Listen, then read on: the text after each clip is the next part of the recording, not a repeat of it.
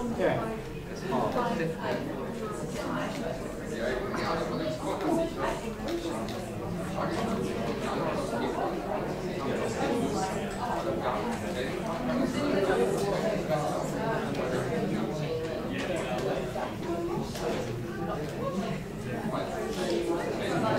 Oh yeah, the social network.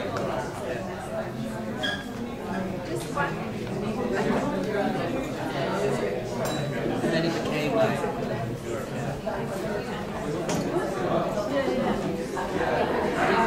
and it's still on there. It's still the closest affiliation. I mean, that's what they say. Well, we were thinking of even like inviting you to be part of it.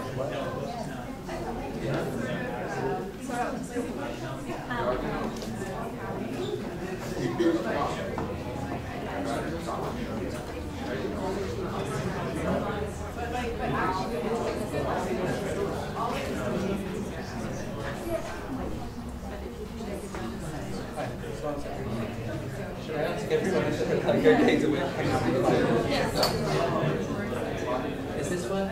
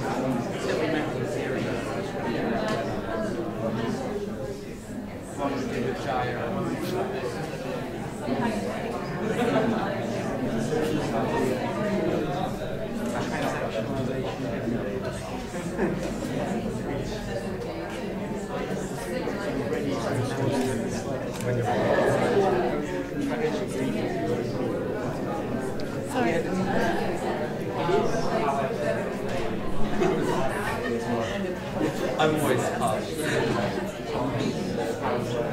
I'm always trying to get away.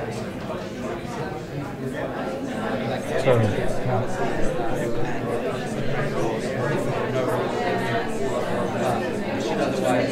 Yeah, it's an interesting Territory kind of stuff. This is something like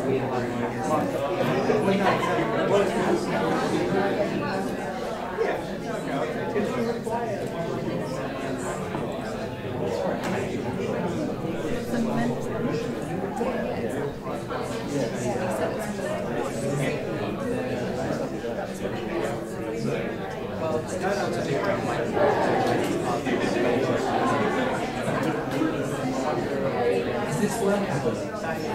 Oh, it is working. Okay, I was just going to say, we're going to start in 5 minutes. Is that okay with everybody? Apparently there's delays on the district line, so we want to allow people to arrive who want to be here.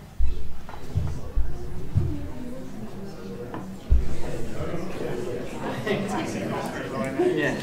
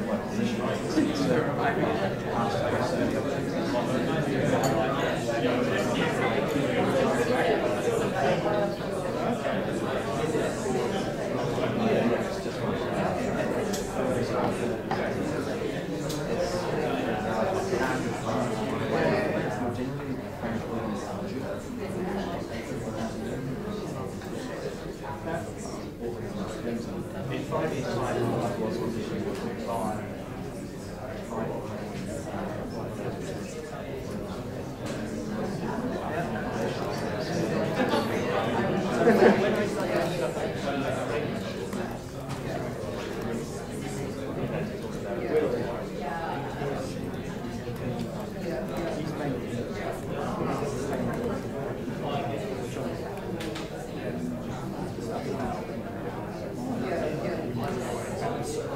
Yeah. And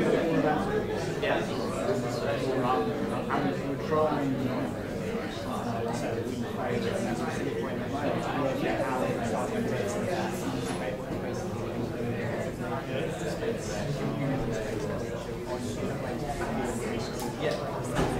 I think that's a really easy one. Really do it in Australia.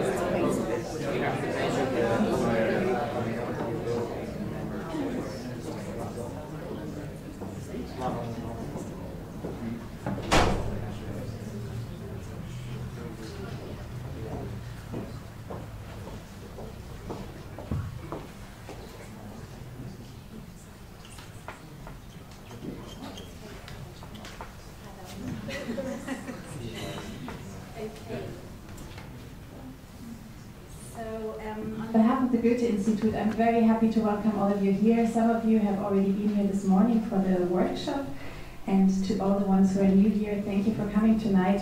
We're extremely delighted to kick off this series of events on the topic of blockchain and the arts. And today is definitely one of our highlights with this lineup of speakers with us here tonight. I would like to thank you all for coming. Thank you to you. And thank you also to Ben and Ruth for this wonderful cooperation that we started a couple of months ago. And yeah, without further ado, thank you very much and have a wonderful evening. Thank you. Hello everyone. Is this mic working? Yes. It's quiet. Sorry? It's a little bit quiet. It's a little bit quiet. Can someone push it up a little bit? Yes. Thank you. I'm Ruth Catlow, artist, co-founder, director of Furtherfield, and with Ben Vickers here, we co-devised this DAO series for your delectation.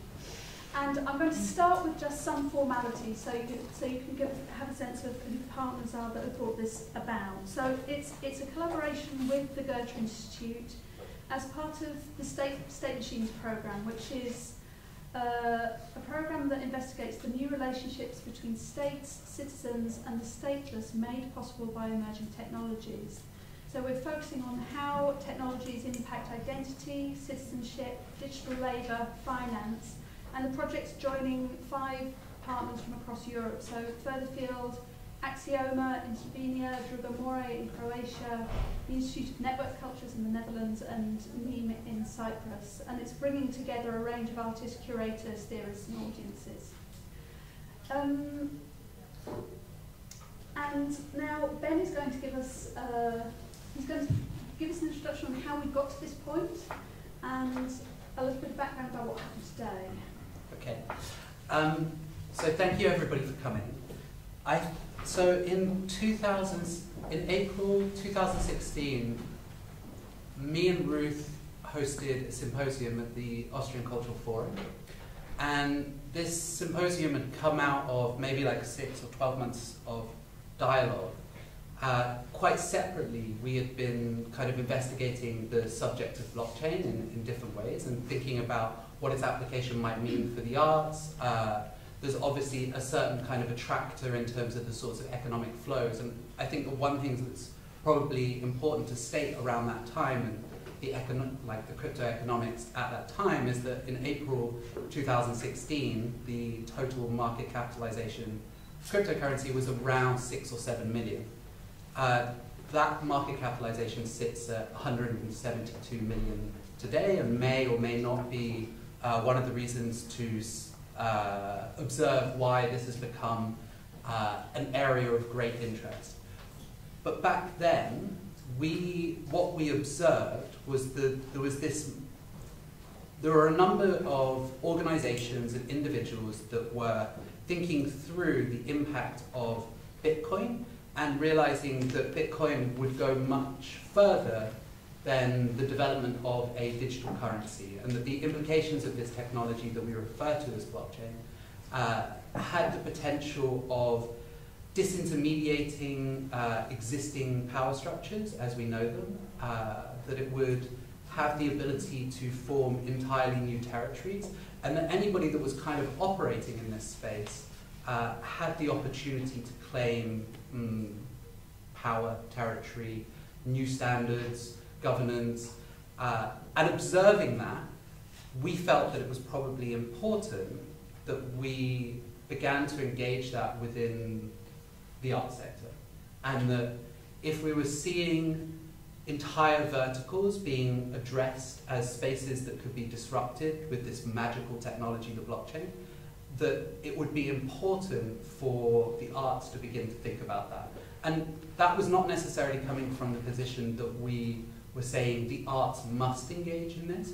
We were really just wanting to kind of share what we knew in a fairly haphazard way, and I think that it's fair to say that we have kind of continued on that path, because it is a very technically complicated area to comprehend, and there are certain privileged pools of knowledge, but there are very, very clearly a set of opportunities, and there's also very clearly a set of very strange scenarios that are beginning to unfold as a result of the kind of infrastructural nuance and points of leverage that exist within the blockchain space, without going into necessarily the kind of alienating technical detail of what that entails. But you saw the rise of things like R3, which was a consortium formed around the banking industries, and you saw companies like Goldman Sachs, JP Morgan, beginning to engage in this technology in a way that was very, very different if you think back to the rise of, say, BitTorrent or Napster and these other technologies that had previously within network culture been very, very disruptive, rather than having the industries that they would impact most kind of doing everything they could to curtail them. Rather, what you were seeing was the full integration of those technologies.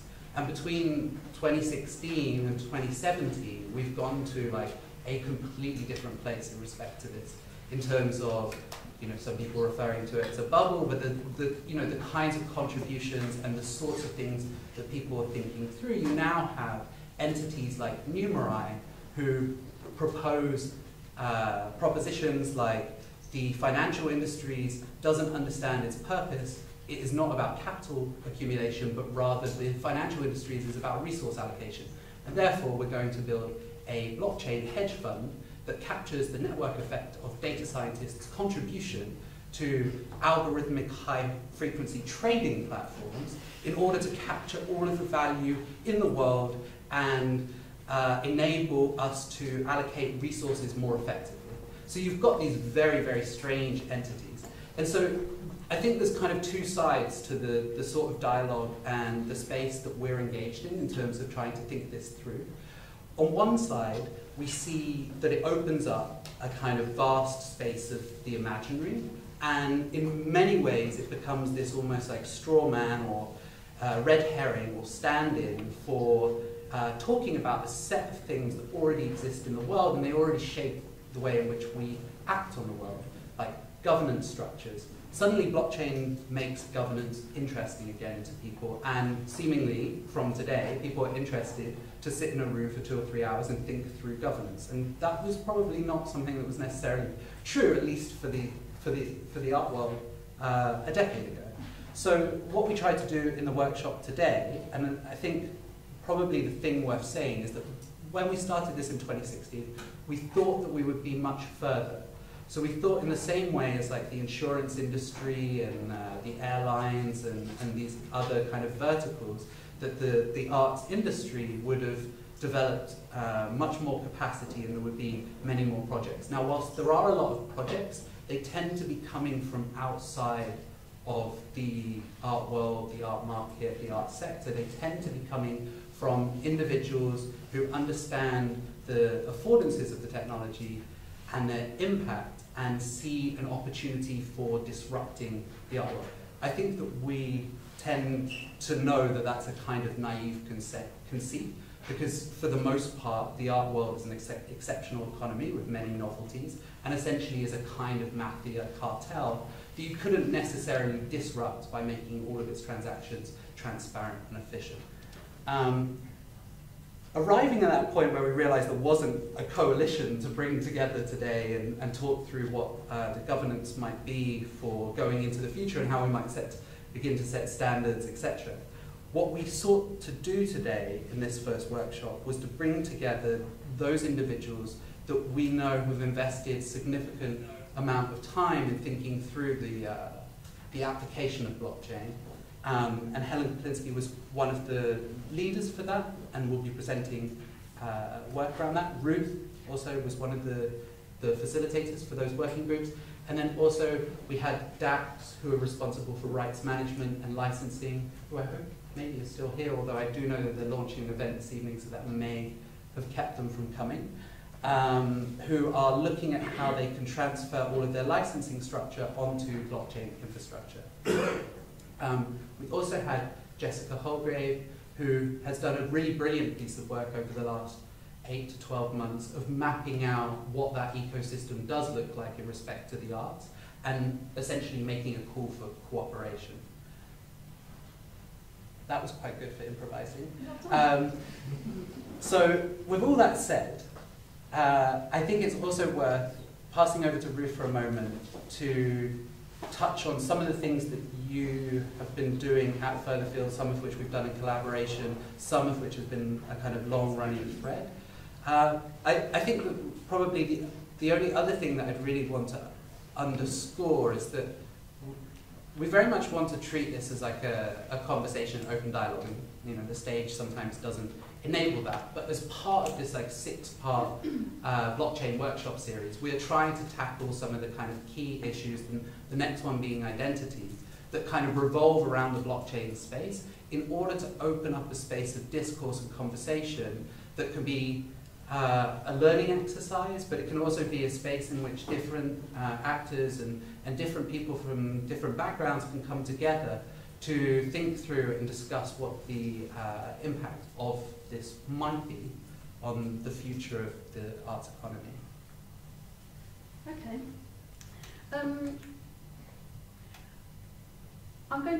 There's going to be some overlap and some contradiction and a few connections here. So I think it's interesting how Ben and I came to be working together on this. We have an interesting Venn diagram, Ben and I. So Furtherfield is an organisation for arts, technology and social change that started in the mid-90s as the web got going.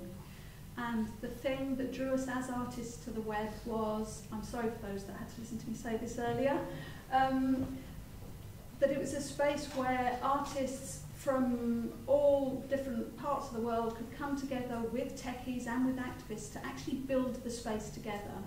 And by building platforms, we started to understand that we could create our own context for the work and that we could actually shape the kind of social relations that would both form the work, that would enable us to distribute stuff, that would enable us to collaborate together. And I now describe myself as a recovering web utopian.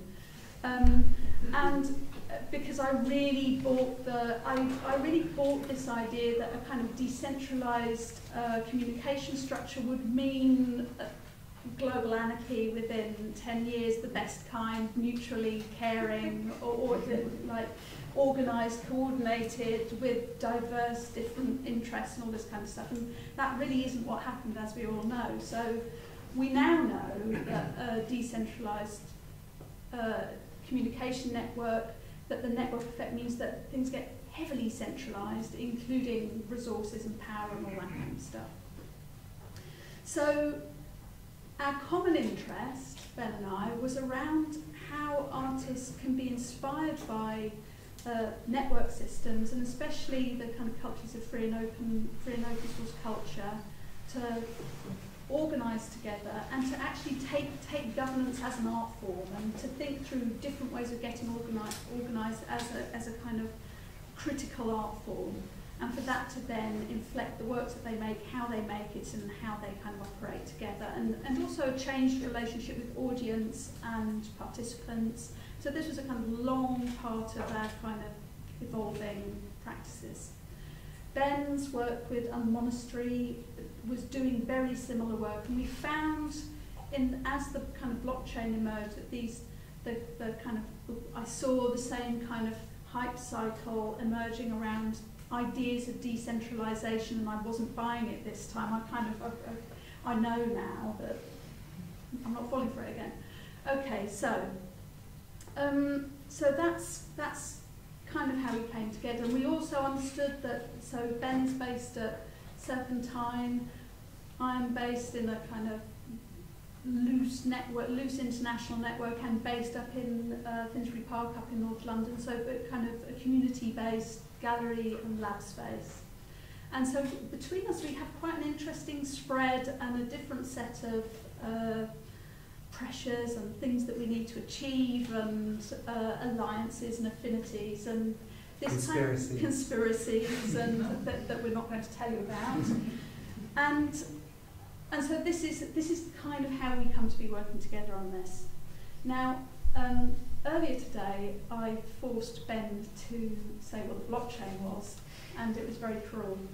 But I'm still have this as a kind of discipline if it's useful and necessary. So, is there anyone in this room who would find it useful to watch me sweat and try and give an introduction to what the blockchain is? Okay, I can see 2 people nodding, so I'm going to do it.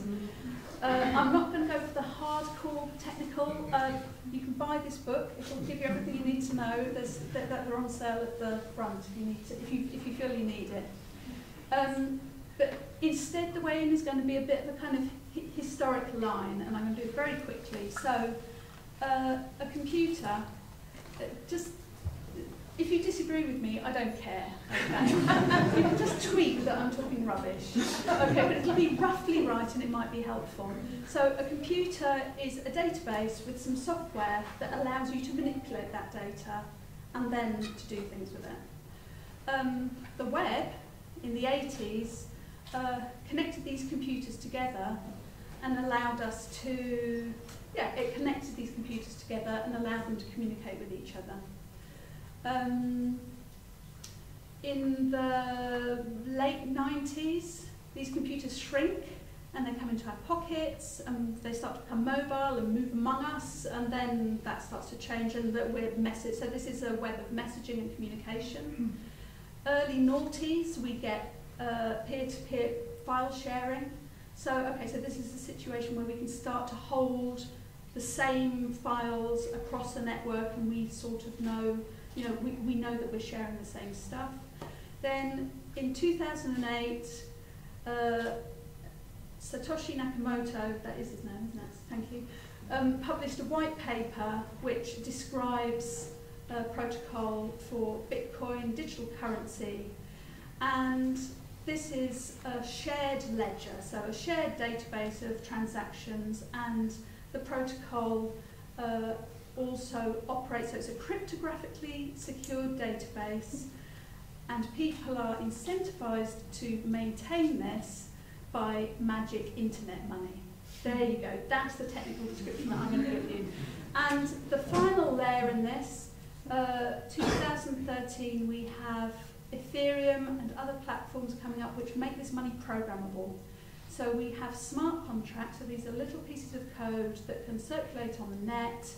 I like to think of them as computer viruses with wallets in their pockets. So they're circulating, they're interacting with each other, and they are able to both make them do things without human beings interfering, but they can also move money around. Will that do? Go on, ask something. You just missed the bit of there's a copy of that database on everyone's computer. Everyone, so everyone is maintaining the same story about the transaction. So this is really, what do they call it? A mallet to crack a nut. A sledgehammer to crack a nut. It's kind of stupid, but it's got a whole, then it brings in this whole kind of there's really strange political range of people who get interested in this. So on one hand you have libertarians, and on the other hand you have people... More libertarians. more libertarians. And then you have people like us who are kind of decentralisation freaks, so we're interested in how you can do things together differently when you're not all in the same space together. Okay, so that's that. Complaints? Okay. I'll put it on Twitter. So before we move to our panel, I'm now just going to give a short précis of the things, of some of the kind of artistic programs that we've been developing at Furtherfield. And I would say, I think it's important to say that from Furtherfield's perspective, I try and say every time I speak about this that this is not a blockchain marketing campaign. It's a bit of a problem because you talk about blockchain and then it sounds like it's... But our purpose for doing this is to say this stuff is here. It's being... There's huge investment in this area. I mean, colossal investment in this area. A lot of very powerful, very rich people think it's important. They're moving in it. They're developing in it. They're sucking up the development pool. And so from our perspective, always Furtherfield's position has been we need to get more diverse people into this space, more diverse interests, so that we get a more human version of the technologies that we need. So what have we done to try and make this happen? 2015 we opened our first show in this field called The Human Face of Crypto Economies. In that show we showed a piece called Facecoin, which was a proof of face as both an artwork and a coin by Rob Myers. Brett Scott ran his workshops for the activist Bloomberg Terminal. So all of these things around demystifying both the technology and demystifying finance. We made a film called The Blockchain Change Everything Forever. The title was meant to make us more alluring to the blockchain evangelists and to strike fear into the heart of everyone else. Really to try and just pull people into the space so that we could start to look at where we should be alarmed, why, understanding what there was to do, and to just think through the governance issues, which are massive. We this year put out a show called New World Order, which is touring as part of State Machines, which is really looking at the role of blockchain in automation of natural and social and human processes, just really trying to help people get that feeling of deep creepiness that I feel we should all have around this stuff. It's very healthy for us to be finding this stuff creepy at the moment. And then Ben and I ran a LARP at the Money Lab, which was about the most fun I've had in quite a long time. Where everybody became a developer, an investor, or a cat lover in a 2-hour hack to save real cats because the internet... Batsy Cat's Home. In collaboration with JP Morgan. Yes. Okay, so it was a way to get a lot of people feeling really fast about how this space is developing and to try and get as much knowledge between us as fast as possible. And then finally, we've just published this book, which I'm modelling here, called Artists Rethinking the Blockchain. It's in 3 parts. It documents artworks. It contains some blockchain-based artworks. The second section is fictions. So they're helping us to think and feel what a world after blockchain might feel like, and then theorizations. Sam over there, you should shake his hand. He's one of the co-editors of this book, and they are for sale at the front desk should you require any. Okay, that's the introductions. Right, so now, thank you so much to our panellists for being here. It's brilliant to have you here. So I think it's useful for us to know, many of you will all already know the people who are on the stage, but nevertheless I think it's helpful for us to kind of just remember some of the things they've done and kind of what they're up to. So I'm going to read 3 bios, and then we can get on with the real meat of the stuff. So Helen Kaplinski is a curator and writer based at RES, a collaboratively programmed gallery and workspace in Deptford in southeast London. She's currently working in partnership with University of Goldsmiths and specialises in collection and archive-based projects. The thematics and strategies of her curatorial projects consider property in the age of digital sharing. Welcome, thank you. Julian Oliver. Julian is a critical engineer and artist based in Berlin. He has given numerous workshops and masterclasses in software art, data forensics, creative hacking, computer networking, counter-surveillance, object-orientated programming for artists, and the list goes on. He's an advocate of free and open source software and a supporter of and contributor to initiatives that reinforce the rights of privacy and anonymity in networked and other technologically mediated domains, and is the co-author of the Critical Engineering Manifesto and the co-author and the co-founder of the Crypto Party in Berlin. Thank you, Julian. Yes. And Hito's style. So Hito's films, installations and writings come out of a systemic way of thinking and working in which artistic production and the theoretical analysis of global social issues are closely linked. Hito investigates the interaction and synthesis of technological and artistic imagery, for example, at the level of visual mass culture, and its function within the overall dispositif of technocracy, monetary value, the abuse of power and violence. So we're going to have 2 presentations by Helen and then Julian. Hito is going to respond, and then we're going to have a conversation. Helen. Thank you, Ben and Ruth, for the invitation and kind of ongoing conversation that they've been hosting over the last couple of years. It's been super productive for my practice and thinking around this. So I don't know if somebody wants to pop Your slides are slides. ready. Oh, Right. okay. That's it should just continue from here. Sorry, I ruined this. It's the nature of technology. Yeah. So, okay. That one down there, yeah. So, great. So, I am going to, as Ben and Ruth requested, talk about some of my cautions around the blockchain and some things to be cautious about, and then also try to, at the end, rescue some potential. And I think it could be really productive with Julian's specialism as well, some of the conclusions I've come to. So I have an essay in the book that Ruth was holding up, the artist Rethinking the Blockchain, and this kind of focuses on the continuity between the Enlightenment colonial ideas of the Victorian Museum and the blockchain. And here, visibility, ownership, stratification and colonial ideals are related through the management of artefacts.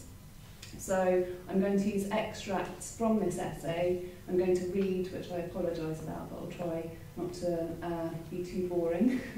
But I've also added content in addition to the essay to suggest how cultural producers might have a responsibility to learn from the network effect that Ruth mentioned and reputation management extrapolated through Web 2.0 in order to instead build a more equitable tool for managing value we produce on the blockchain. So I see that as the big challenge.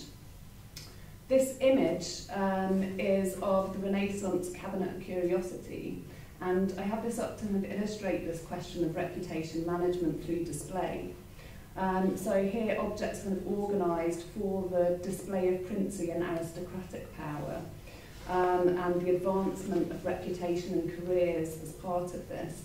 Tony Bennett describes the first World Exhibition at Crystal Palace in 1851, which we're just right next to, which happened in Hyde Park. And this kind of demonstrates how the decision to move displays of princely objects from the private domain of the apothecary into a public spectacle has really transformed the potentially revolutionary masses into well-behaved citizens.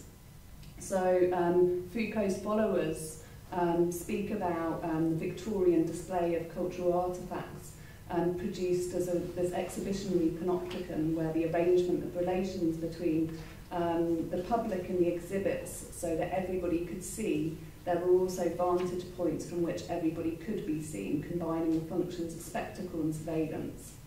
So here, a parallel can be drawn with the distributed architecture of the blockchain, where trust is implicated by the transparency of transactions and automated evaluation of reputation.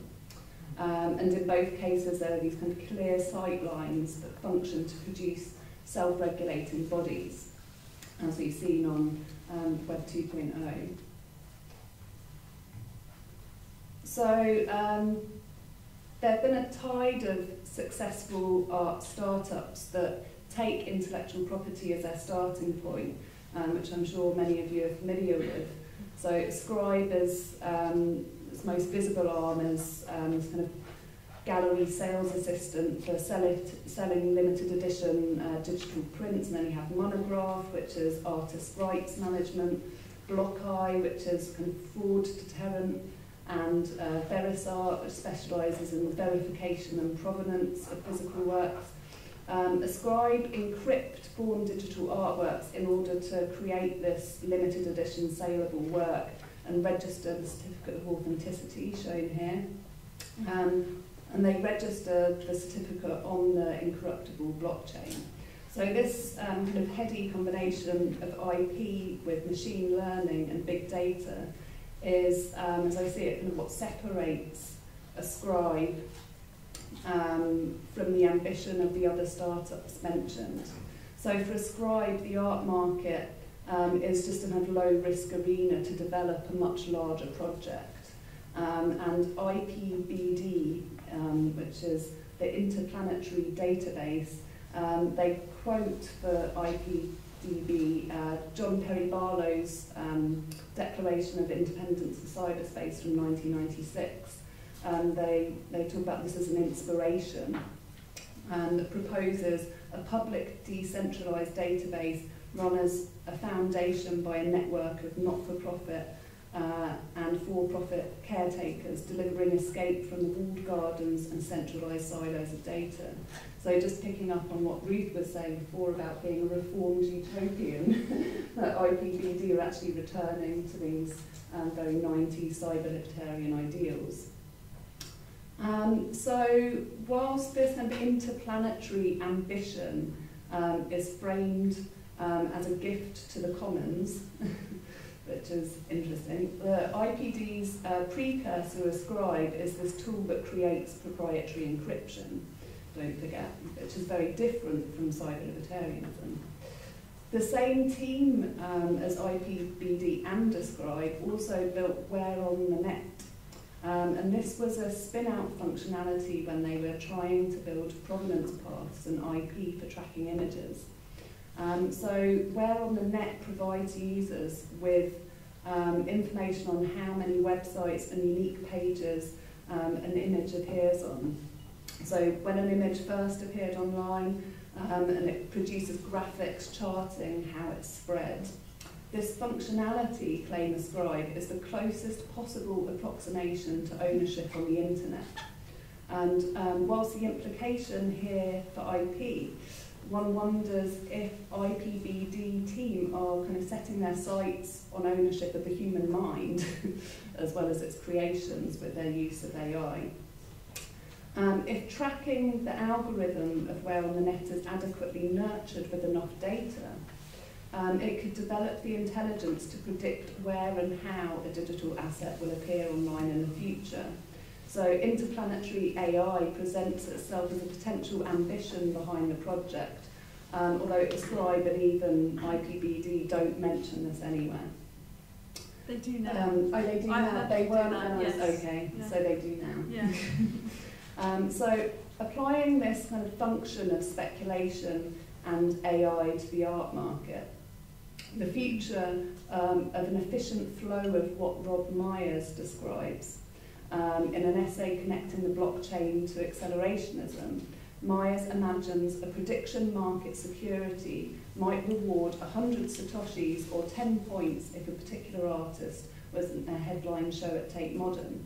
If you think there's 80% chance of that happening, you can pay up to 80 satoshis or 8 points for the security representing that prediction. So the necessary proof of work validation implicit in this marketization leads one straight back to a continuing value of an artwork resting in the bricks and mortar museum, at least with Myers' example, which I think is quite revealing. The ownership of both born digital and so-called physical assets is formulated according to this kind of linear projection of time within the design of a surveilled space, currently dominated by big players with already established and establishment reputations. In this sense, the common blockchain art startup functionality of born digital IP is a red herring, and instead I'm kind of more interested in revealing a mode of value circulation on the blockchain that returns emphasis to the artwork as an asset that still relies on the Enlightenment Museum for its value and reputation. So it's bound to these existing centralised networks of fleshy bodies imbued with trust that we've had for hundreds of years, if not longer. So unpacking the genesis of the Western Museum in the Cabinet of Curiosity of the early Renaissance, items were collected from voyages of discovery and brought back to the apothecaries of aristocratic patrons, where they formed both an impressive display and a working collection for the early practitioners of what we today call science. So I wanted to bring in at this point the techno-progressive blockchain pioneers Ethereum, because they have openly espoused this very colonial aesthetic, which I find interesting. Their first live release was called Frontier, and included this ironic imagery of a wild west, inviting developers to play the role of the explorer. So this is a quote from Frontier. You're entering an uncharted territory and you're invited to test the grounds and explore. There's a lot of danger, there may be undiscovered traps, there may be ravaging bands of pirates waiting to attack you, but there's also vast room for opportunities. The dangers of Silicon Valley fintechs advancing into countries with weak economies has been outlined in a paper for the UN by journalist and campaigner and former derivatives broker Brett Scott. So he describes the activities of Bitcoin entrepreneurs in a chapter titled Techno-Colonial Solutionism from Above. So Scott argues that the potential benefits of blockchain as a disruptive technology should be understood as having geographically and economically asymmetrical effects. And this is dependent on the resilience of the existing institutions in each particular context. So in countries with weak institutions, there are greater risks, including the potential for exploitation, where escaping weak local institutions, this is a quote, escaping weak local institutions might help individual people, but does little to empower the broader social majority who remain reliant on existing systems.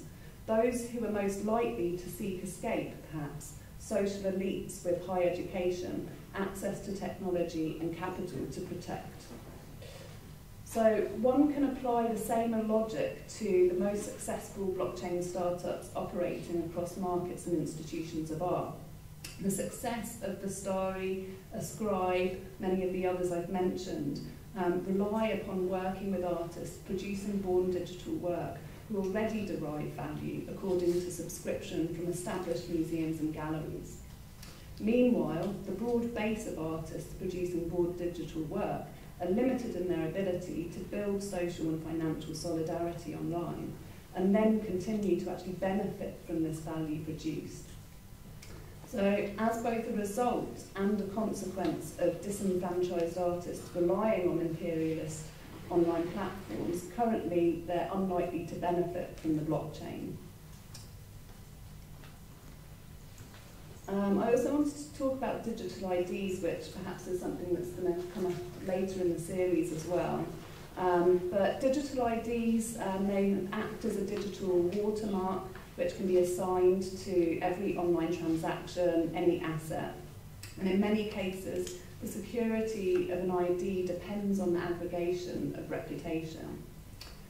Several countries are piloting the use of distributed ledger technology, DLT, to create their own national identity systems. So these span private and government sector. Singapore, one example, has an e-government service called the SingPass. Estonia have been working in this space for a long time. They've now created a mandatory identity system called ID cards, claiming a reduction in bureaucracy.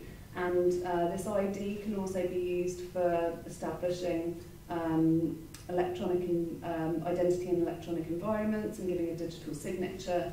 And in August 2017, interestingly, there was this potential security threat that was discovered affecting 750,000 cards issued since 2014. And all of these IDs that were in 2014 were some of which passed over to the blockchain. This was to do with a code library used allowing private keys to be inferred from public keys. But interestingly, many of the non-state ID projects, such as Civic, which, oh, I haven't moved on with, oh no, I've gone back somehow. I think somehow there's a slide problem. There's a slide problem. I was meant to be on, no? Okay. So I haven't got that particular one up. 3 minutes, okay. So the state of Illinois also, I might move forward a little bit just to talk about this value system of reputation embedded in blockchain databases and contracts, and how that could reinforce a kind of still existing colonial impulse for the public management of cultural assets. And Emily Rosamond has been developing a theory of reputation as the network extensivity of the subject in the era of Web 2.0 social media.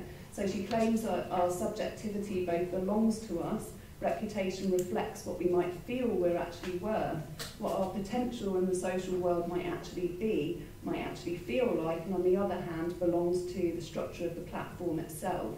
So this phrase reputation economy was coined by Michael Furtick, who published a book about optimizing your digital footprint and runs a company that enables that. And drawing upon Furtick's work, Rosamond talks about more inclusive schema, that the reputation economy can be considered beyond the confines of quantified and digital.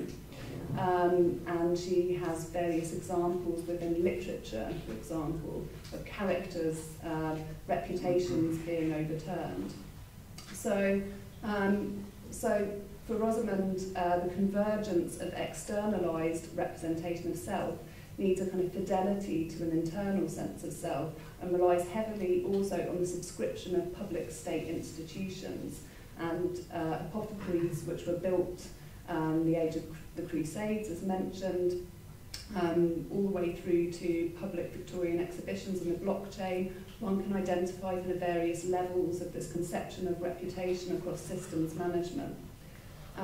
So let me see if I've got at least that slide. And so whilst blockchain reputation management at the moment kind of relies potentially on this similar kind of Web 2.0 star rating that we've seen on eBay and Facebook, there are some attempts to go beyond the network effect that this causes and backfeed which allows users to hedge bets based upon reputation via rewards granted to contributors and their corresponding influence in the community calculated automatically by workings of the protocol. They also try to accommodate diversity, so they have a feature that allows forking for alternative consensus. And maybe I will just move on to the last slide that talks about the potential opportunity here. So some of you might have come across Mycenas. It converts $1 million artworks into smaller financial units, so similar to how a public company issues shares, and these can then be bought and sold globally through transparent cryptographic exchange. And this transparency, they claim, will create a kind of more democratic and fairer market for art investment. And whilst this project operates for the purposes of blue chip level speculative investment, I wonder if there's an opportunity to work through a similar model at a grassroots level, enabling investment and support for emergent art practices, independent, who are suffering from dwindling state funds. This project would be mired with the issues of network effect mentioned and reputation. So there's a necessity to challenge via structural mechanisms such as a diversity fork enabled by backfeed. And whilst councils, it's also worth mentioning, all over the country are crushing cooperative business structures in favour of community interest companies and other structures, I believe there's maybe a space for communities to make use of fractional ownership tools to enable cooperative-like structures, meeting needs such as housing and ongoing ownership and custodianship of cultural value. I also wonder, kind of tying into Julian's presentation, about the potentials for anonymity and pseudonymity to challenge this question of self-surveillance. So maybe I'll finish up there. Thank you.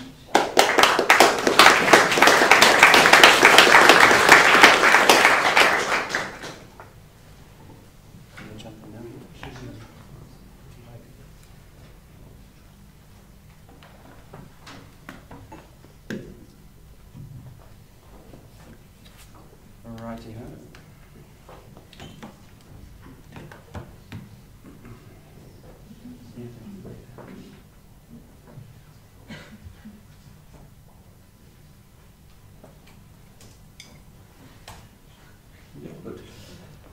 Okay. I'm just going to give a hopefully not too sort of drearily pragmatic, but an overview of what I see to be some of the challenges facing this this wonderful technology.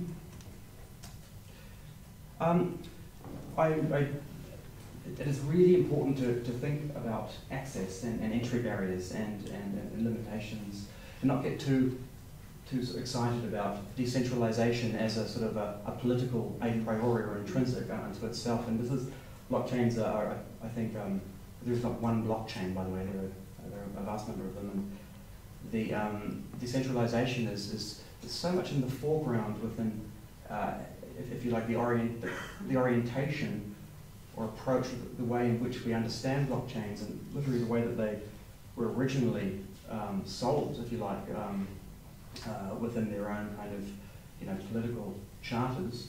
But by virtue of the fact that they are a distributed ledger, does not imply that there aren't other forms of capture. And this is really intrinsic, right down to the hardware level, which we will talk about, but also in the protocol layer. I mean, it is perfectly plausible, feasible, from the technological substrate itself, right down nice and low, to implement a distributed ledger based on proprietary protocols or technology, you might say. And so we can't get too overtly excited. Oh, sure, that's no problem. That's all happening. Importantly, however, yes, indeed, blockchain's challenge to central monetary authorities, their topologies of control, can, however, and must also apply to content distribution.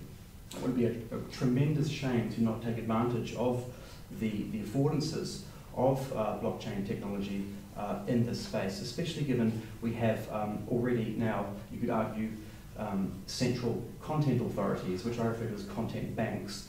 iTunes, for instance, one of the worst of all.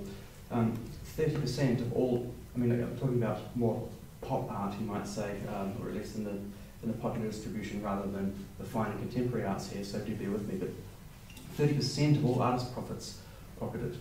They also act as cultural curators of a sort, where, for instance, if someone is wanting to upload their app, their software art project, and have it distributed over the Apple software distribution system, there is content control. There is literally a regulatory group that will sign off on it or not. And there are many cases of works. For instance, there's this what's the name of that chap? But he did a wonderful project that was just simply noting the moment of a drone attack going off in Somalia, Yemen, Pakistan, Afghanistan.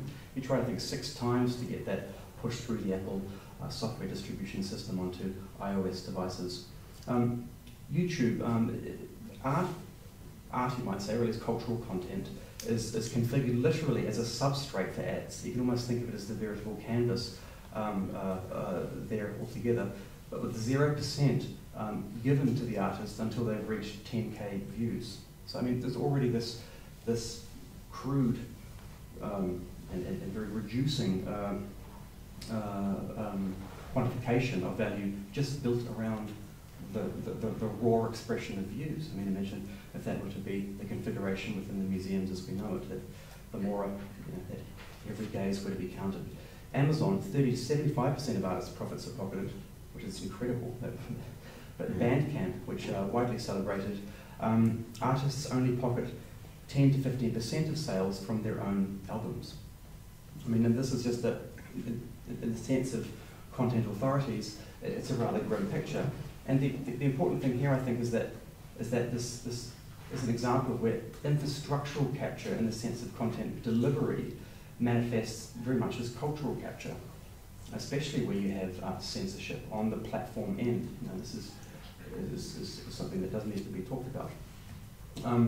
But there are platform challenges. Again, one can be sort of beaten by the very back end itself. It is not. If we were to take blockchain technology as a direction, we would need to consider the incentivization that's built into the distributed ledger, where rewards are paid out based on the verification of transactions. That's how the blockchain actually works. The mining, which is a terrible metaphor.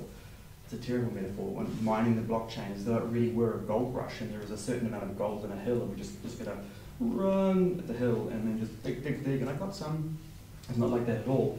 One is not mining gold, one is not mining value out of the blockchain immediately. What you're doing by mining is verifying transactions, and in doing so, you are adding value to that blockchain and allowing it to stand as a public and verified record of those transactions.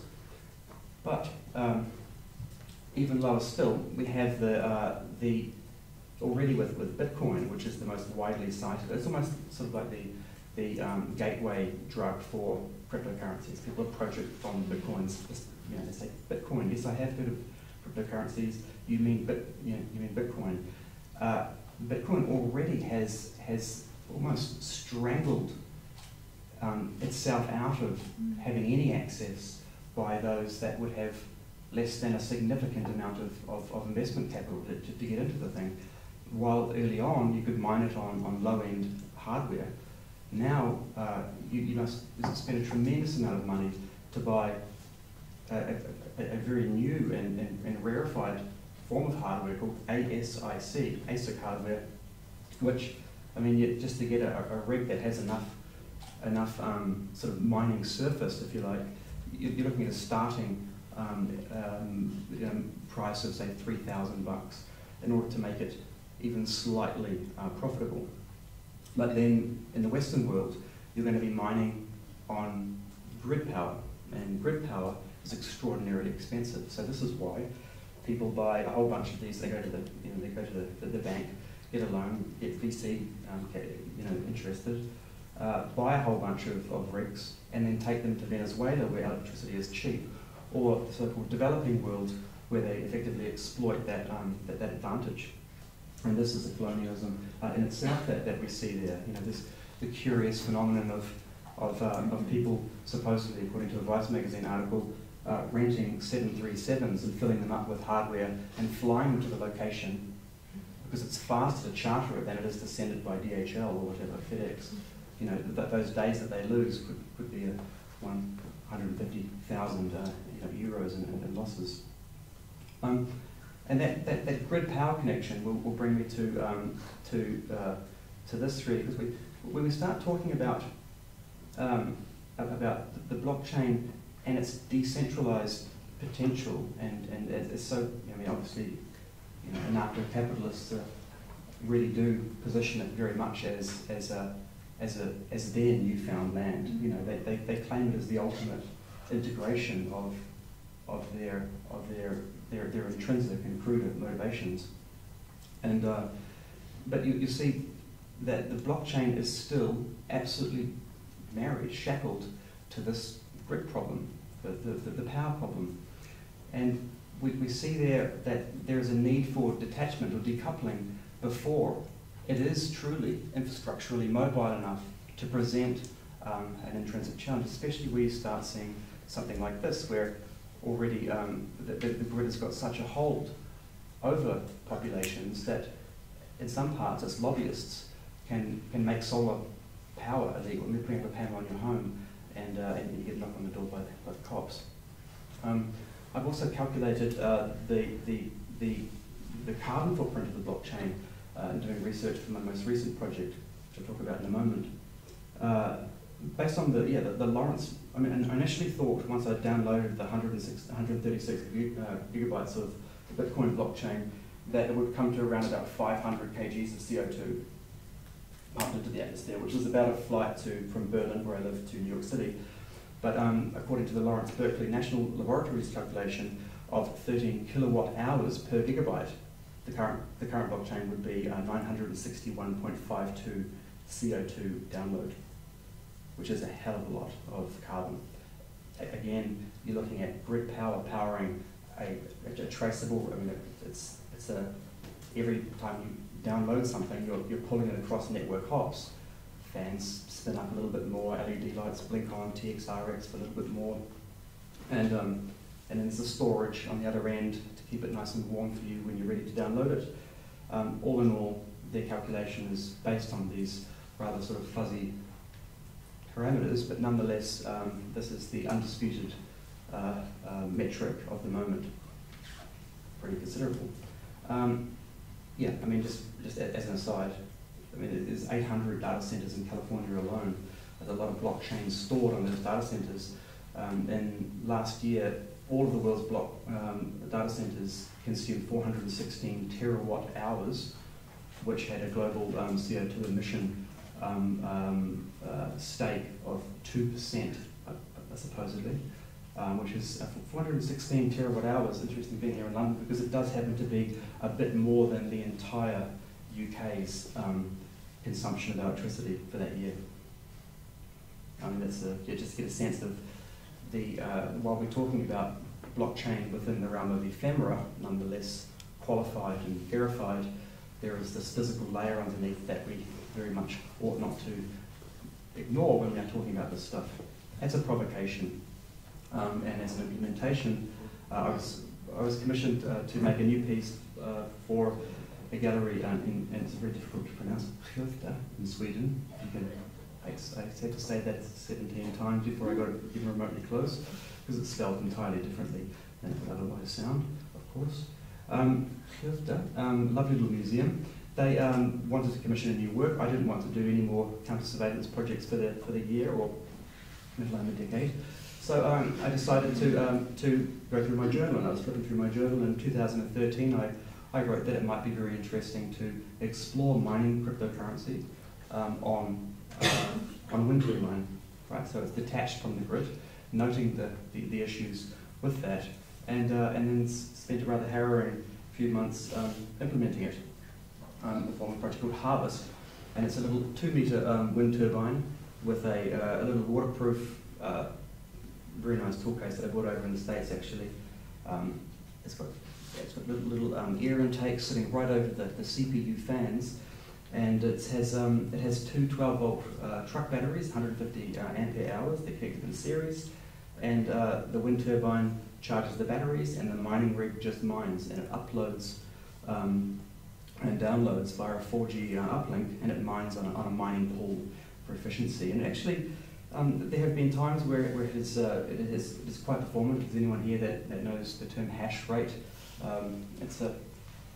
It sometimes gets 1,200, 1,300 hashes, solutions a second. So it does do pretty well. I'm mining Zcash on here. The important thing for me about Zcash, I will make the final loop of this project in a moment, but the important thing about Zcash is that the equi-hash algorithm that is built into the Zcash, the coin Zcash, the altcoin, alternative to Bitcoin,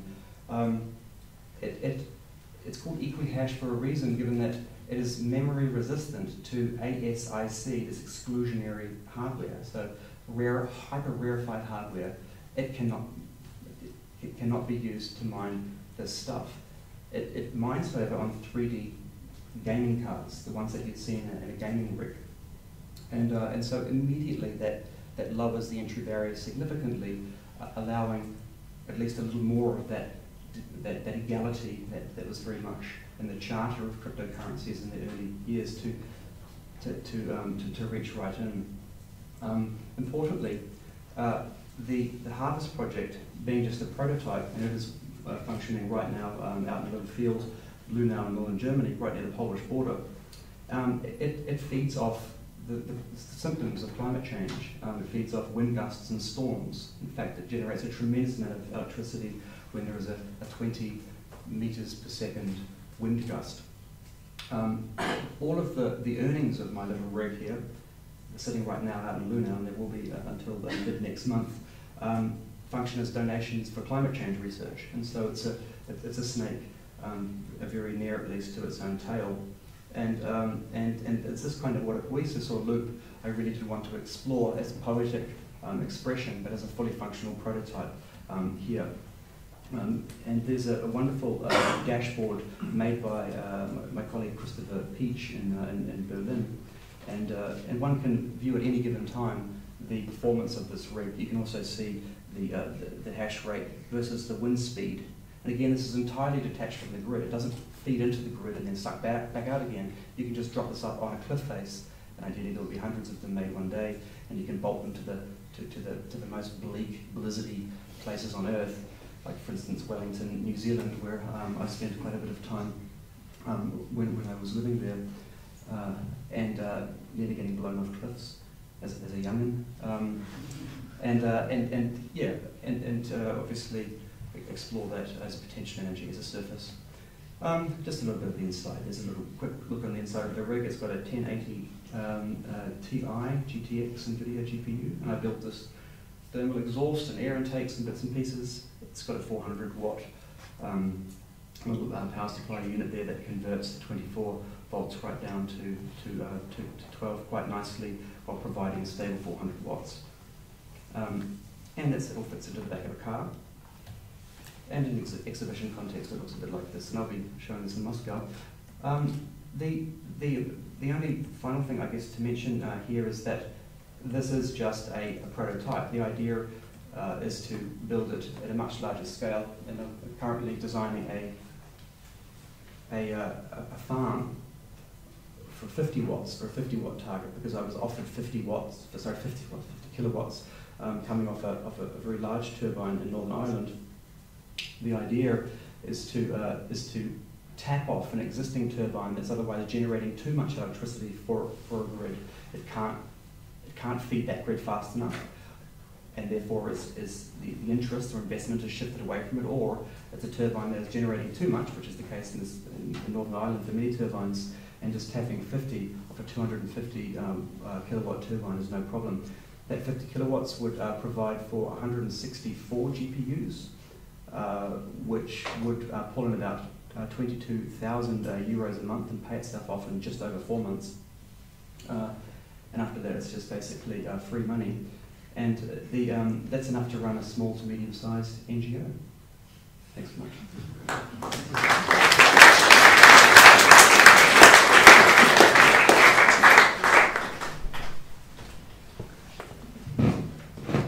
Well, thank you for having me. I'm going to try to respond to these propositions. And I think basically the goal is for me to try from the perspective of someone who really doesn't know a lot about blockchain, to try to apply that to more general ideas. So if I say I don't really know a lot about it, I think I can give a really definition of blockchain. Okay, so basically you said that blockchain was a Google Doc that is distributed on a lot of different computers, and there's always same version on each one.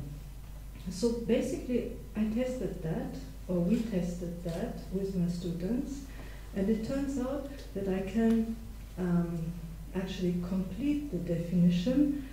Blockchain is like a Google Doc in which everyone has the same computer document on the computer, and it's the same everywhere, and at the end someone comes and edits it all on its own, and that was it. So basically this is the social dynamic that always started to happen when I tried to put the blockchain into social space, because this is something which you can basically stage quite easily, because it consists of a series of actions or a contract between people. So you have different actions that people do. They, propose something, something is validated, something is registered, and so on. So basically, this is like a social choreography between people. This is something I started doing as an experiment with my student many, many times. We also loved the Mt. Gox crash, which was a lot of fun, which ended basically with Ben Vickers stealing all the money. I think this is something that tends to happen a lot in these social situations. But then it occurred to me, and I think this is where I want to take it more in general, because if the blockchain is essentially also a choreography of people in space and a set of relations between people, then you can start applying this to way more general ideas. And I think it's important to remember in this context what Julian said, that blockchain is shackled to the power problem, and I think you can understand this in a way more general sense. So this led me to do several other sorts of experiments around cryptocurrencies, asking myself, okay, what if we understand, for example, the art market the way it is today as some sort of cryptocurrency? Of course, it's not a cryptocurrency in the same way that Bitcoin is, because there is essentially no ledger, there is no transparency, there is no basically registration of items. But we can definitely understand it as a decentralized reputational economy which manages the kind of very singular task of issuing a lot of different coins and somehow still keeping the currency together. So this is kind of a very interesting example to think through, because it also shows that the system is implemented as relations between people.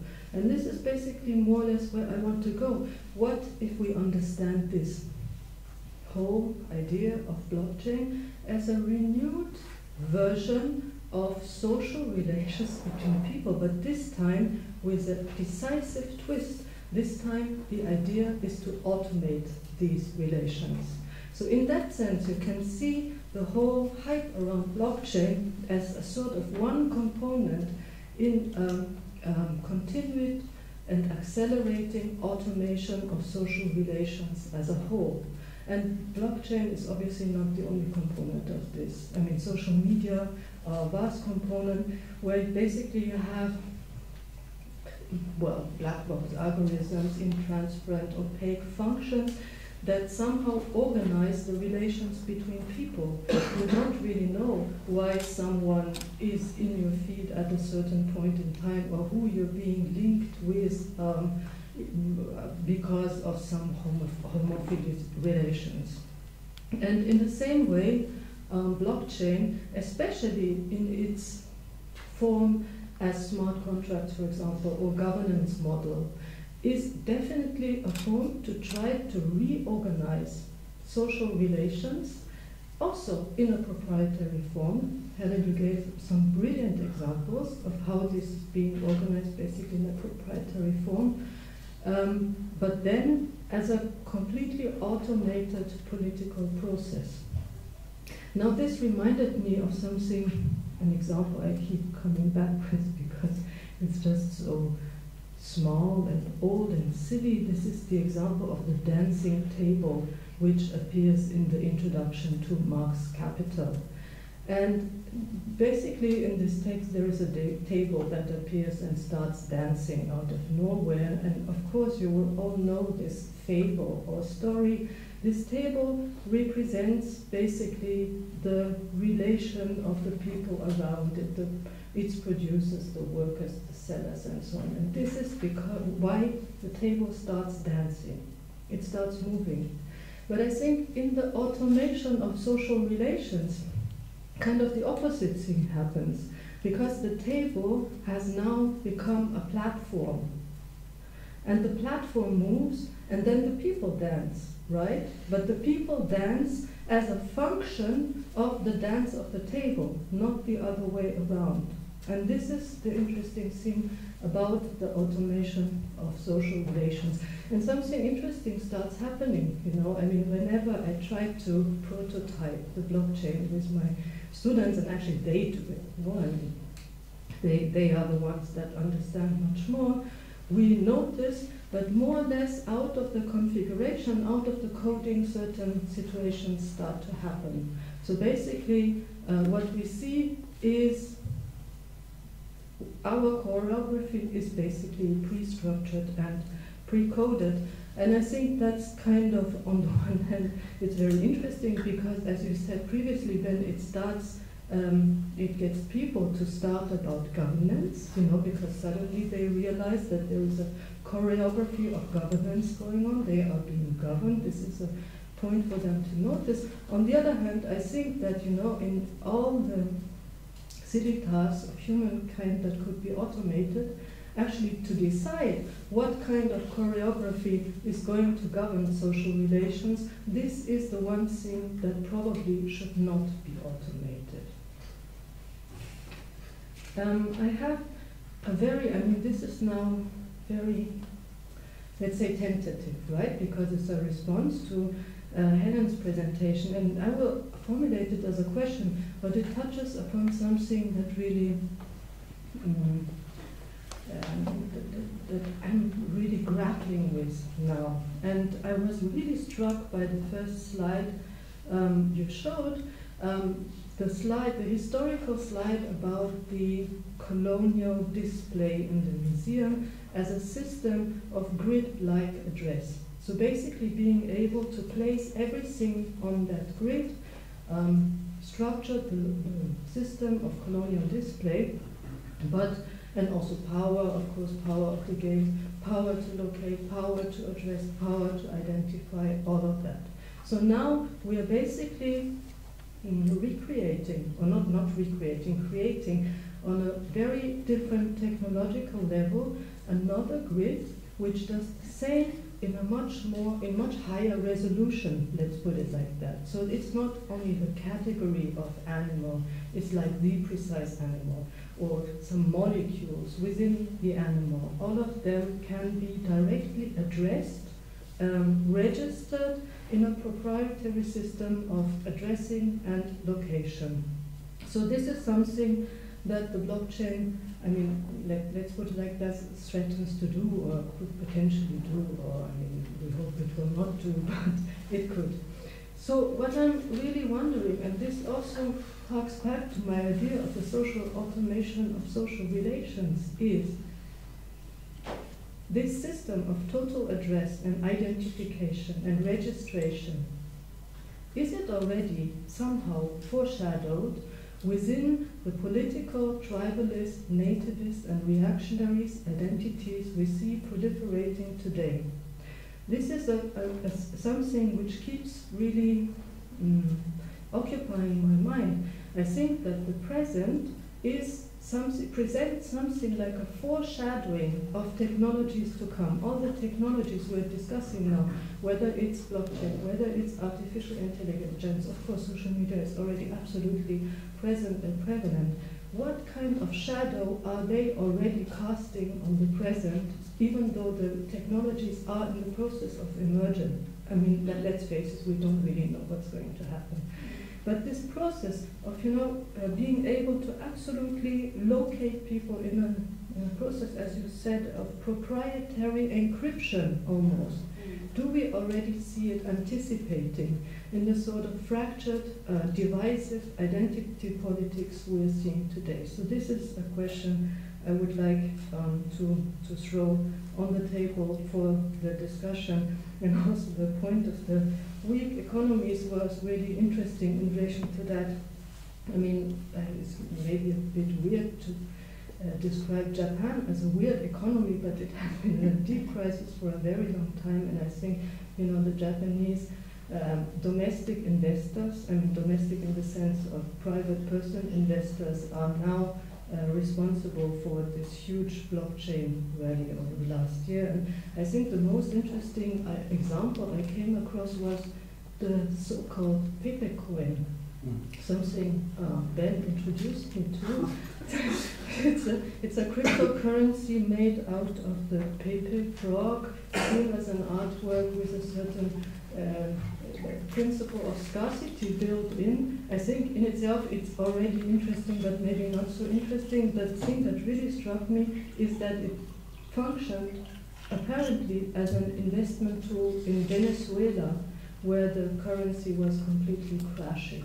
So there again, you see kind of a link, even though it's not a direct link, between crashing economies and free fall, and investment in a sort of blockchain system, which at least, symbolically is affiliated with alt-right ideologies.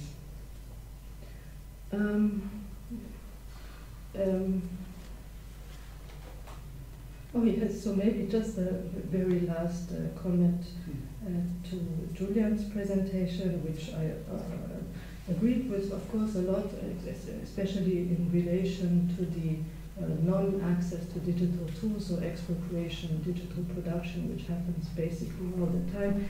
I thought that probably this is the reason that VR is being implemented right now, right? Because with all these goggles, you basically don't notice the kind of expropriation through platforms that is taking place today. But VR is itself another representation of hardware classism, or classism expressed in hardware. Yeah, absolutely. Okay, should I begin by responding to your question, which I think was a really good one, and especially you're leading up to that discussion of the implications for social relations. And that's certainly the way I see it, in terms of it being a continuity with Web 2.0 and the direction that's taken. In terms of where we're now with identity politics, I'm not sure I've got a clear answer, but I wonder if this example might help and we could work it out together. So some of you might be familiar with the Paul Baran 1964 Rand Corporation document that's considered to be the blueprint for the internet, the distributed network diagram. And there is more up-to-date publications that Rand Corporation have continued to produce for the American military around network culture and defense and how that interfaces with the communications technologies that we have today. And there was a really interesting one that I was pointed towards by Eleanor Saiter, and it's, I think, probably about 10 years old now, and it's called Tribes, the First and Forever Form, by David Ronfeld. And whilst Paul Baran's diagram was around trying to provide a network with ability to send a message whether or not a node was destroyed at any point. David Rumfeld's point was that we're not necessarily evolving towards this uncorruptible network. We have various layers that sit in relation to one another, some of which are corruptible and some of which aren't.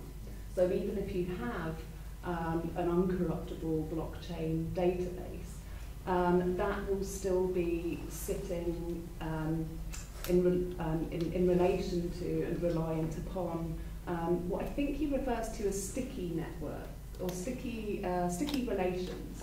So tribes are an example of sticky relations, where with a network, the idea is you can enter a network at any point, ideally, though that's not necessarily the case. If you have a certain privilege, you can enter a network at any case, it seems now. But tribe, you must necessarily actually have geographical and blood relations and cultural shared time and space with a group in order to participate. And that could be seen as based on identity, and then he goes on to talk about hierarchies and markets. So you have these four forms that sit in relation to one another. And I'm wondering if the potential for the blockchain and what we've seen with Web 2.0 so far is a kind of extrapolation or concretization of these other forms that aren't necessarily concretized in other expressions. But I don't know. Yeah, well, it always amuses me when at a conference and there'll be a person strictly from the humanities, no offense at all, but who will say, whose overarching thesis is that we must give the internet back to the people, like they've ever owned it. I mean, it's remarkable the absence of awareness of how that substrate, the physical layer itself, even is leased, is a huge surface for investment, money swapping with submarine cables, for instance. What dark nets, if you like, virtual private networks, that these are large, typically LAN abstractions over wide area networks like the internet, Tor, etc., which is of course more focused on anonymity rather than endpoint encryption along the route as an a priori. They demonstrate a reclamation of proprietary infrastructure for otherwise rights enhancing or rights protecting use. And the blockchain, which there are many of course, Zcash for instance, has very own agendas all of its own, where there will be endpoint anonymity is an absolute focus. Just seeing a little node I'm running at the moment up on the screen, and so we can't talk to, if you like, generically about this technology without, I guess, reaching in a little bit more and understanding some of the conversations implemented within the different coins. But I did want to say that at any given time, we might start seeing blockchains implemented solely in darknets, and we might start seeing them regional blockchains, which are just for certain municipalities. If it was ever to move into that space, maybe it would be farmers markets, could operate much more fluidly and without tax subsidization impacting horrifically their bottom line. Were they able to actually just simply do what I grew up in and spent a lot of time in communes as a kid in New Zealand, and the green dollar was the thing back then. It was a big deal, and the complexities of trading services, in itself, like I'll fix your roof, you fix my tractor. There is something here. I mean, I know I've wandered off the proverbial beaten track there, but you started it. I think there was just something that you hit upon that I think is worth kind of remembering in terms of thinking through where the blockchain comes from, in terms of this idea of like, you can't give the internet back to the people because it never came from the people, it came from the military-industrial complex. Curious thing about the blockchain, and something that would be worthy of deep interrogation, is if you are, I mean, it's not difficult to go through the iPhone and go through any piece of consumer hardware and identify that it is composed predominantly of DARPA patents. And you can sit on any end of the spectrum in terms of what you think that might mean, or if it's just a pipeline for the development of technology and the nation state, it makes sense that they fund it.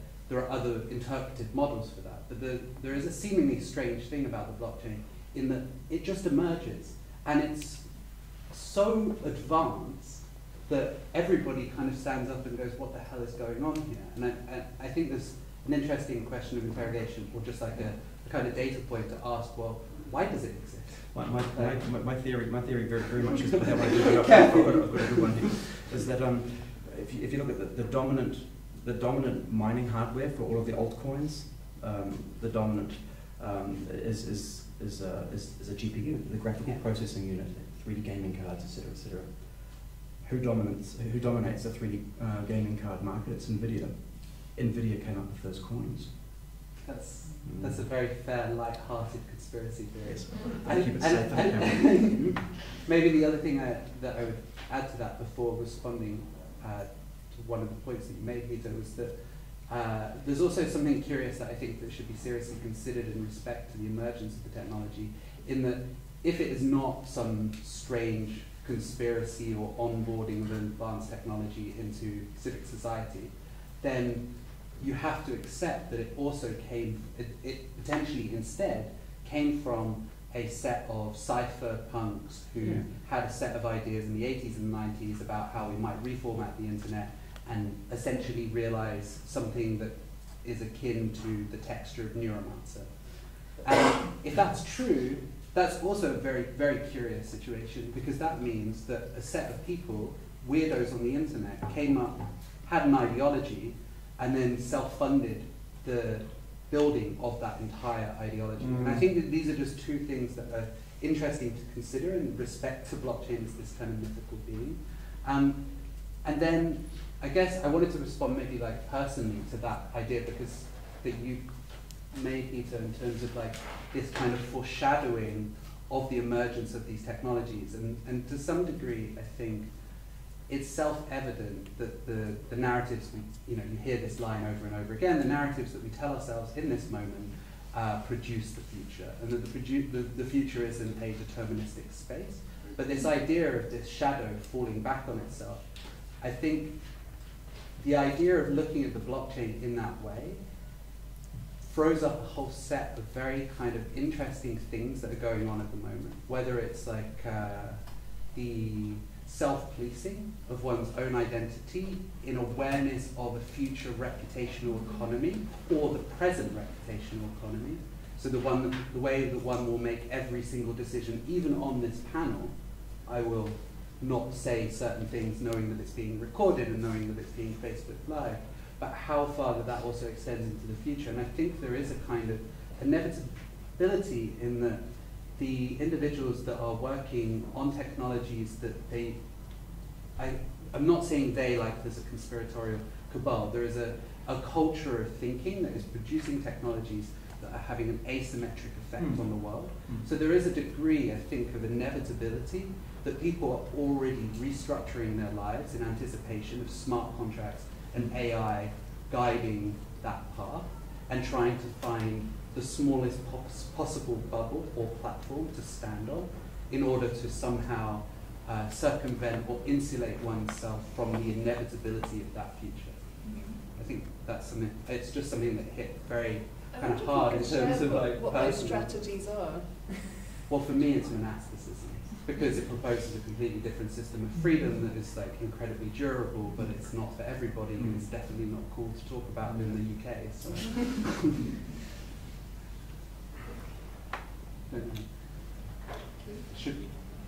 I think we should throw it open to the audience, because we're nearing the end, and who has a comment, or okay, so please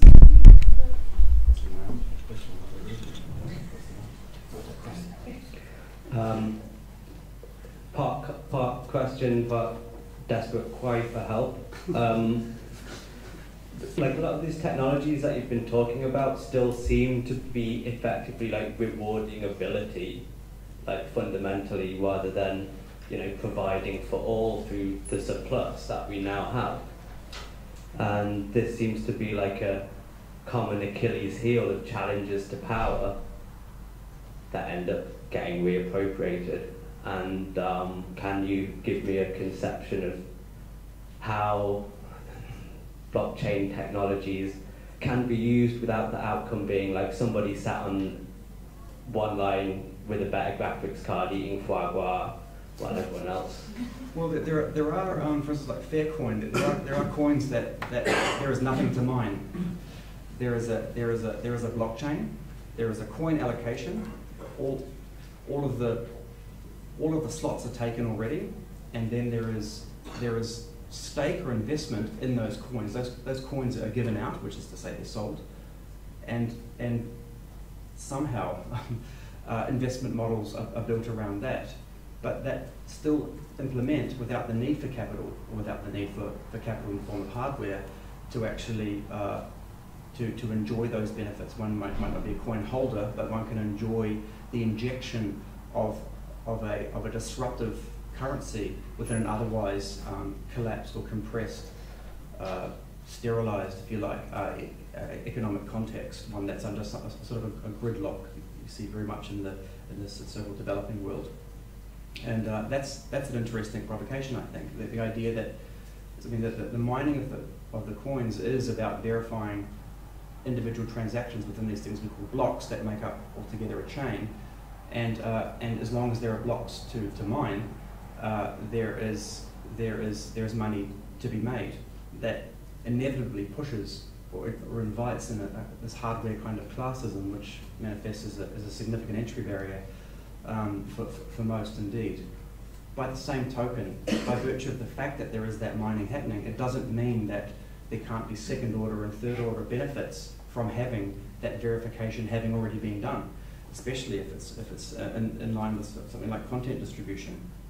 And so it's not just a money-making game, even if money is being made. It still is providing for a distributed ledger that opens up topologies that are otherwise strangled within existing centralization monopolies of interest. That's yeah. But it is a vast. Really need next time 8 hours. 8 hours. Just yeah. Can I just respond very briefly to it? So I think basically this is the hope that one has in relation to these technologies, that they could solve the problems that the people cannot. But I think if you can't pull off a cooperative in real life, then you cannot expect it from an algorithm.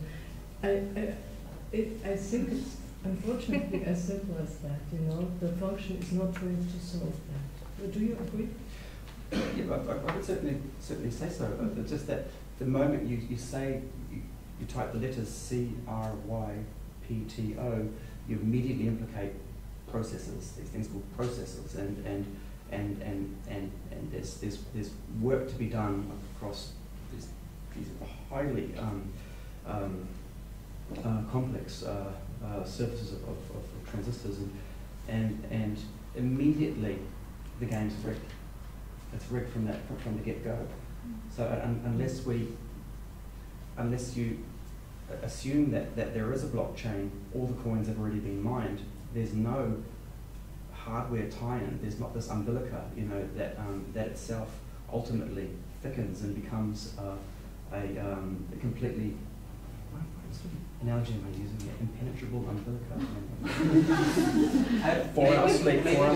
Just one thing in terms of like, what's the process?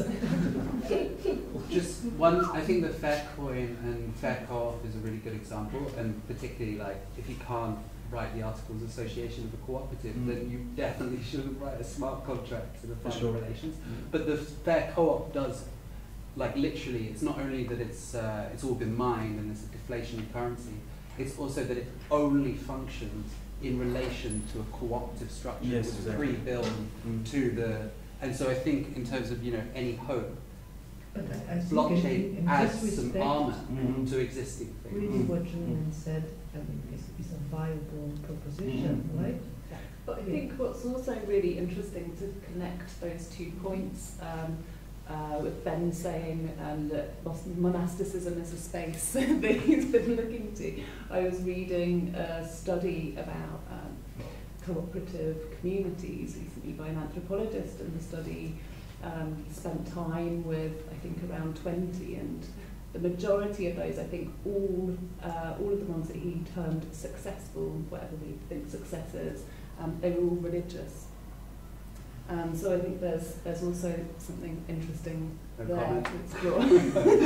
And and it also relates to my thinking around the way in which councils, particularly in this country, I know about, but it's happening in other places, that governments are breaking down perhaps older structures, like in this country, the cooperative model. Councils aren't wanting to work with cooperatives anymore. So how can we find ways, would blockchain facilitate a cooperative model that perhaps we don't need? We don't need these old forms of GovAC to verify for us. Alternatively, sorry to interrupt, but could you actually mine the blockchain with monasteries? Get the monks to do it. They're very amenable to open source. Anybody else? Anybody else have something they need to say or ask?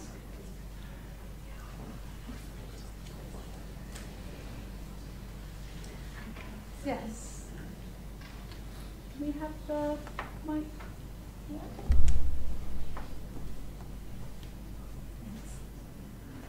I don't know if this is working. Pretty close to us at least. Yeah. So I guess there's been some talk about the sort of asymmetrical and,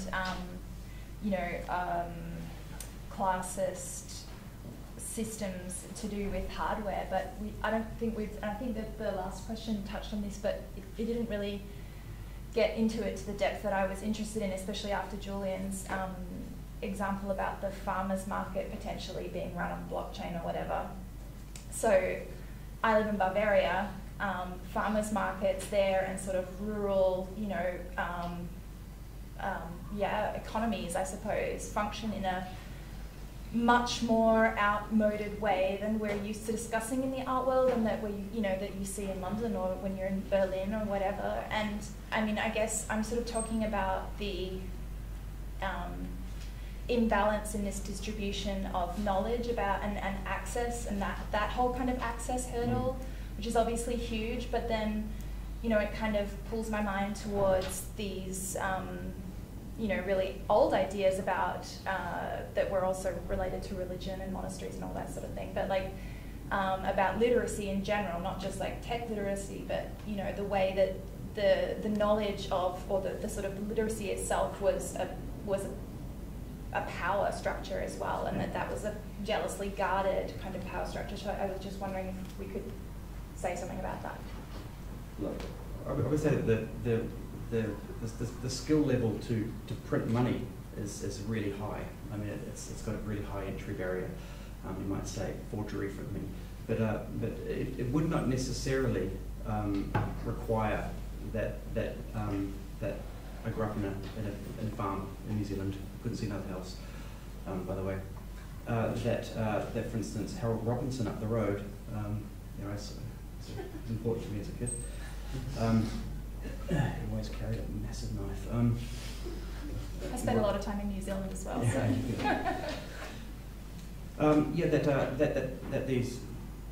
That the transactional techniques would need to be engaged with at all. I mean, it would be possible, for instance, to do it on a very low end hardware implementation of cryptographic keys and hardware storage, and it could literally be something you could roll it out, and it would just be a case of I mean, you wouldn't use near field sensors, but you'd literally, rather than moving physical cash around, or lots of milk, or goats, you would actually operate the transactions entirely this way. One wouldn't need to necessarily know.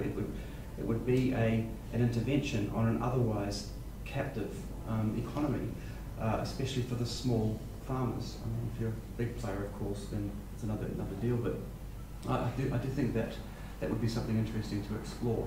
How can we make it sufficiently porous enough such that an existing struggling market, as a community, as a functioning community, could benefit from this stuff? I mean, it would be fun to do.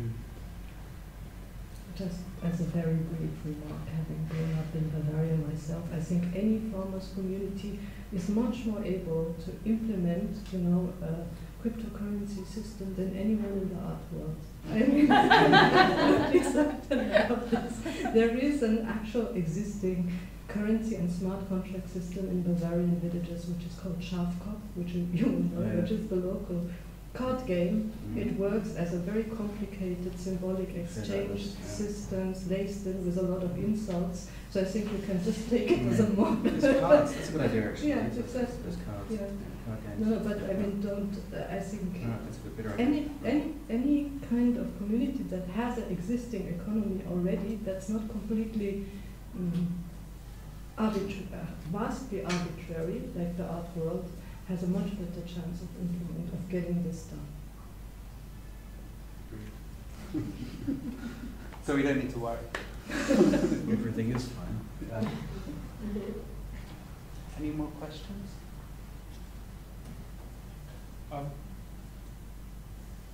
Julian, you mentioned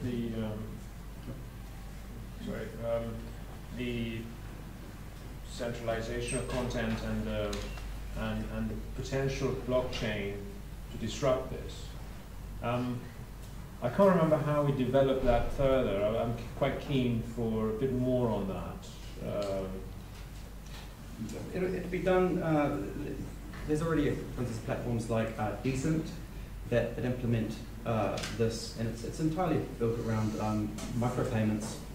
That rather than having a middlewoman in the topology, it is a direct consumer to producer or artist transaction, and it doesn't even need to deal with the bank. It doesn't need to. You don't buy it off a platform. You buy it directly, and it's perfectly compatible with free and open source values. Rather than the Patreon system, which is another platform, effectively another middleman. Kickstarter is a little similar too.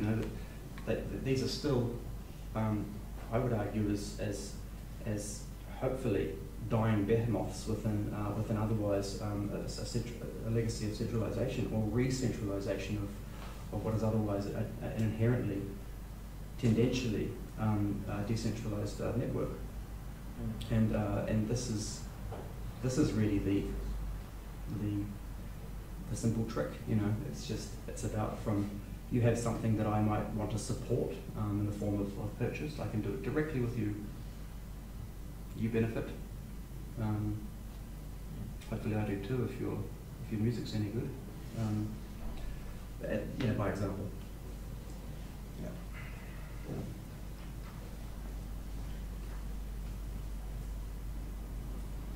So I just want to ask and I don't know a lot about the blockchain, so I just want maybe someone can clarify a little bit about for a system to be, really decentralized,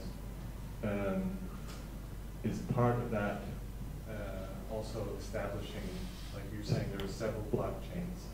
Is part of that also, if you wanted to have say a small part of a country that was independent from the rest and was working with its own currency, to establish a blockchain for that community, and how easy are there anyone thinking about kind of providing that as a service to establish new blockchains? Does that make sense? That's funny.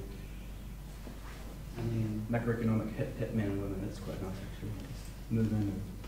But maybe to address just the kind of base layer of like blockchain on demand, like Microsoft is in there doing it. Like you can basically one-click deploy a blockchain, configure it how you want it, and you're going.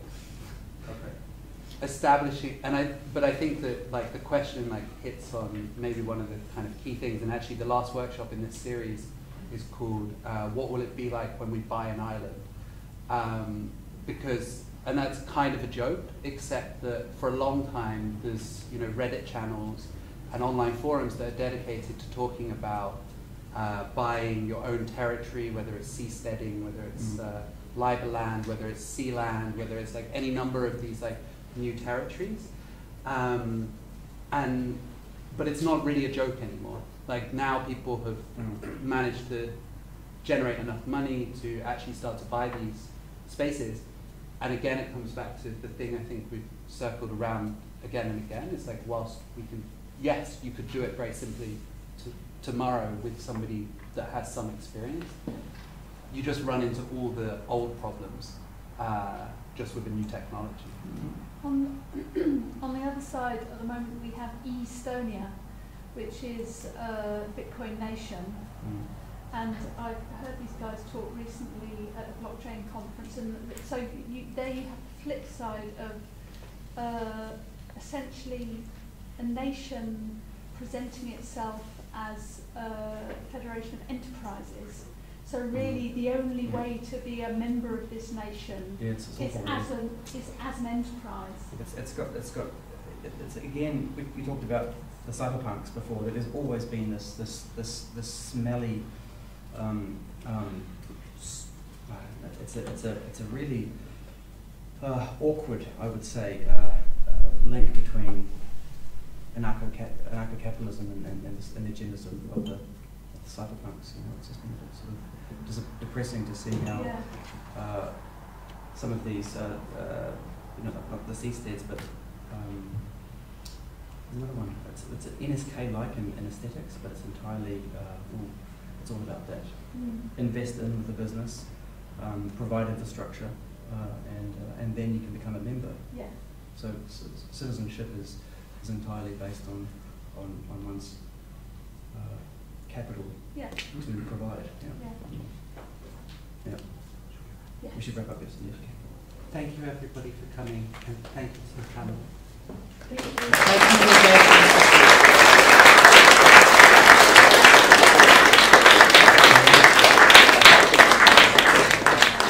Oh, actually, maybe just to say that the next one in the series is on the 26th, and then we'll do more next week. It's on the 26th of November. If you go to dowwo.org, you can subscribe so that you'll know what's going on, and also we're going to be doing a series of there'll be all kinds of documentation and reports coming out, so you can kind of really follow the conversation and come along.